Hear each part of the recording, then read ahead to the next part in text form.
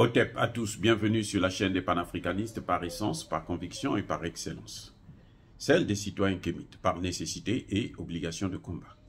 Nous sommes une chaîne qui n'est guidée que par nos ancêtres et rien que par les ancêtres qui appartiennent à l'égrégore du monde noir.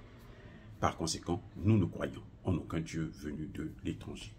Toutefois, cette vidéo n'est aucunement destinée à inciter à la haine ou à la violence, car nous menons un combat qui est d'abord et avant tout spirituel, intellectuel et démocratique. Ensuite, il est politique, géopolitique et géostratégique. Contre l'impérialisme, le colonialisme, le néocolonialisme et l'endocolona, qui sont tous qualifiés de crimes contre l'humanité. Nous menons ce combat sur la base du principe fondamental que nous avons hérité de nos ancêtres kémites, qui est celui de la Mahat, c'est-à-dire solidarité, vérité et justice. Vous êtes donc en droit de connaître la vérité et nous avons l'obligation de vous dire la vérité, rien que la vérité, afin que justice soit rendue au continent africain. Et ça, c'est notre modeste contribution dans cette noble lutte en faveur de la souveraineté, la dignité, la solidarité et l'unité africaine. C'est exactement ça que nous appelons le panafricanisme. Bien-aimés frères et sœurs, le Premier ministre Choguel Kokala Maïga, docteur de son État, vient encore une fois de plus de lancer un autre pavé dans la mare. Et c'est grave. Le type là, il est bon. Il est bon. C'est ce qu'on appelle chez nous, en congolais, Olomanyama. Olomanyama, ça veut dire, c'est pas le mâle, mais le mari de l'animal. C'est pas, parce que quand tu dis c'est le mâle, là, tu n'interprètes pas bien. Mais pour bien comprendre, c'est le mari de l'animal. C'est-à-dire que c'est lui qui a le pouvoir. C'est le coq là qui chante. Olomanyama. Et il a dit, hein, il a parlé. Il a éclaboussé encore tout le monde. La communauté internationale, oh là là, ils se sont fait avoir. Bref, le Premier ministre a dit, plus de négociations. La négociation est terminée. Tous ceux qui ont tué les Maliens doivent payer. Ah oui, bah ouais. Himbi me boit. Tous ceux qui ont tué les Maliens, ils doivent payer. Qu'ils soient de la CEMAN, qu'ils soient du CSPO, qu'ils soient de la France, qu'ils soient du ciel, ils doivent payer. Il n'y aura pas de négociation pour ça. Formidable, monsieur le Premier ministre. Là, c'est un docteur qui parle. Là, je suis convaincu que c'est un docteur qui parle. Mais non, c'est ridicule, c'est trop facile. Vous tuez des gens parce que vous voulez aider les Occidentaux à dominer nos pays, à coloniser, à piller nos matières premières. Et puis quand vous perdez le combat, vous voulez venir dire, bon, on va s'asseoir sur une table de négociation, on va voter une loi d'amnistie. Non, c'est fini. Il faut lancer des mandats d'arrêt.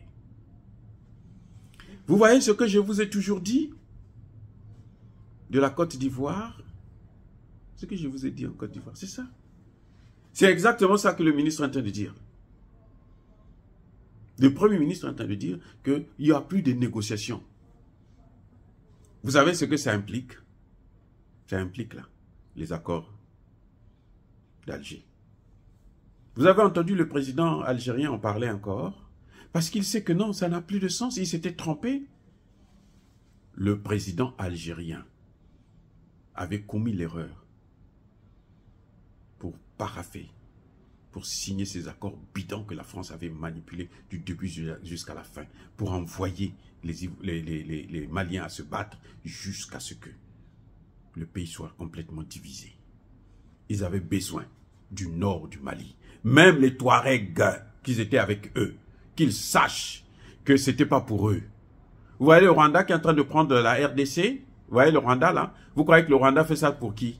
C'est pour le Rwanda? Pour les Rwandais? Non, mais attendez. Où vous voyez ce qui est en train de se passer sous nos yeux? L'histoire qui est en train de s'écrire sous nos yeux, vous ne voyez pas. L'exemple est là, au Rwanda là. Le Rwanda, tout ce que le Rwanda est en train de faire là. Ce n'est pas pour les Rwandais. C'est pour les Occidentaux, les Américains, les Anglais, les Français, les Allemands et les autres. C'est-à-dire qu'ils ont besoin d'une grande base en Afrique centrale. Et l'espace, là, le meilleur espace, c'est celui qui est au Congo. Il y a la forêt, il y a l'air, l'espace, il y a tout. L'air n'est pas pollué là-bas. La zone là où il y a la guerre, c'est la guerre des Rwandais qui est en train de polluer. Ce sont les Rwandais qui sont en train de dévaster les forêts et les animaux. Faire disparaître les espèces animales. Ce sont les Rwandais, la guerre là. Mais eux, ils aiment ça. Ils aiment ça. Ce qui est à la mode actuellement là. Je vous dis, hein, ce qui est à la mode actuellement. Chez les Occidentaux là. Vous allez dans les plages africaines là. Vous allez voir les vieux blancs là. À la retraite. Qui sont fatigués. Qui ne peuvent plus avoir des femmes chez eux-mêmes en France. Qui viennent là-bas avec des petites filles de 15 ans, de 20 ans, 18 ans. Oui. C'est ça ce qui est à la mode actuellement chez les Occidentaux, c'est ça en Afrique. Ne vous leurrez pas. Donc, quand le Rwanda, on lui demande d'aller faire la guerre, c'est pas pour rien. Vous savez pourquoi l'Angleterre avait signé des accords pour ramener des réfugiés anglais au Rwanda? Mais le Rwanda n'a pas d'espace. Mais on allait les mettre où? S'il n'y a pas d'espace en Angleterre, mais c'est qu'il y a un endroit où on devait les mettre, on allait les amener, vous savez où? On allait les amener chez eux là-bas, au Congo démocratique.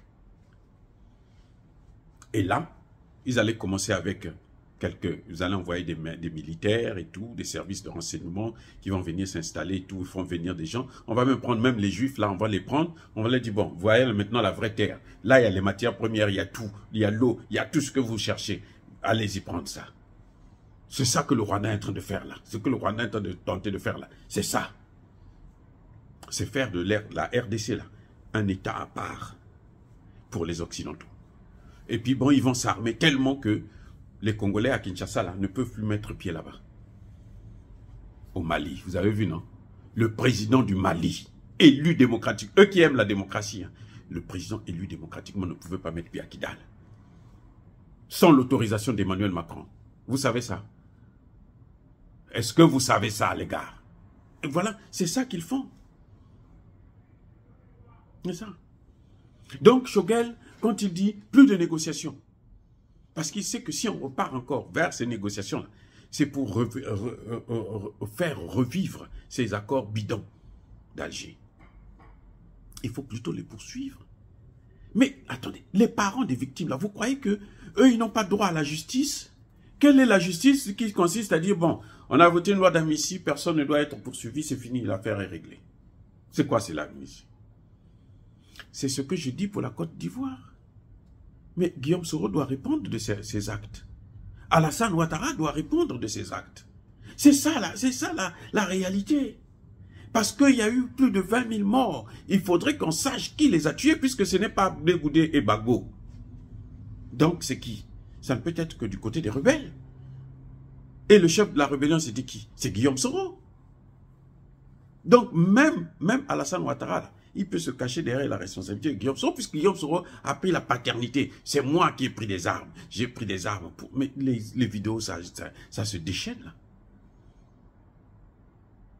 Donc le rôle de la justice en Côte d'Ivoire, ce sera de demander des comptes. Parce que ces gens qui sont morts, il faut qu'on sache ce qui s'est passé. Qui les a tués? Si ce n'est pas le côté de Bagbo, ça doit être l'autre côté, mais il faut qu'ils répondent à leurs actes. Il faut qu'ils répondent. Ce n'est pas par une loi d'amnistie qu'on va arrêter avec ça. Non, on ne connaît pas la vérité là. Il n'y a pas d'amnistie qui est valable. Les Français vont chercher à ce qu'il puisse y avoir une loi d'amnistie. Ou Alassane Ouattara, avant de partir du pouvoir, il va prendre une loi d'amnistie. Ok, très bien. Ça n'engagera que lui. Parce que tant qu'il n'y a pas la vérité, il n'y a pas de pardon. Non, j'ai demandé pardon, ceci, tu n'as pas dit la vérité. Combien de gens tu as tués? Qui a gagné les élections? Qui a financé le mouvement? Pourquoi tu as pris des armes? Bon, pourquoi il a dit que c'était pour amener Ouattara au pouvoir? Très bien. Mais qui a financé? Combien de gens tu as tués? Qui a tué ces gens-là? Ces innocents? Qui les a massacrés? Et il faut qu'on sache la vérité.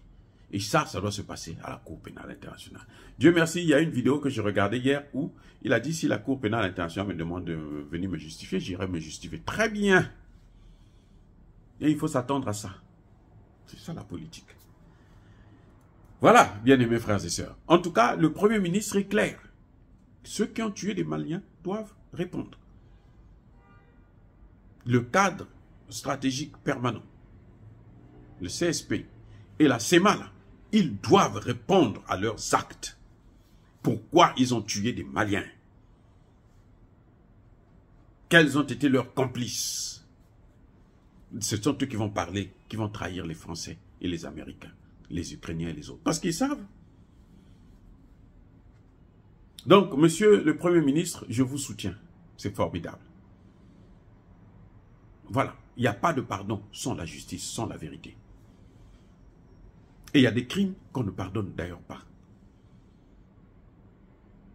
Je ne peux pas vous les citer, mais en tout cas, ça dépendra de l'appréciation de ceux qui vont mettre en place une commission de vérité et réconciliation. Il faut qu'on sache ce qui s'est passé.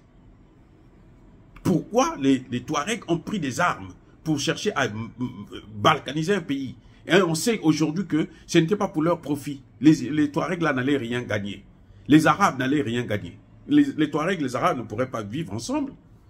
S'ils ne peuvent pas vivre avec les autres, mais ceux qui ne peuvent pas vivre aussi ensemble, les Peuls et les Arabes ne pouvaient pas vivre ensemble là-bas à Kidal. Donc, qu'est-ce qui allait se passer? Il y aurait toujours la guerre. Et c'est ça qu'ils aiment, le chaos maîtrisé. Ils vous mettent en guerre, et puis eux, pendant ce temps, ils sont en train de se servir tranquillement.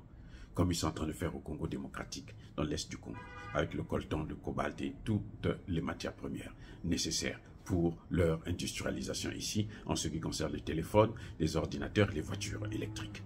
Mais aux bien-aimés frères et sœurs, dire cela, c'est inciter à la haine ou à la violence? Non. Yaba colère, Yamadeb. Encore une fois de plus, bien-aimés frères et sœurs, soyez bénis. Je persiste et je signe. Soyez abondamment bénis par le Dieu des Kémites et par nos ancêtres angélisés.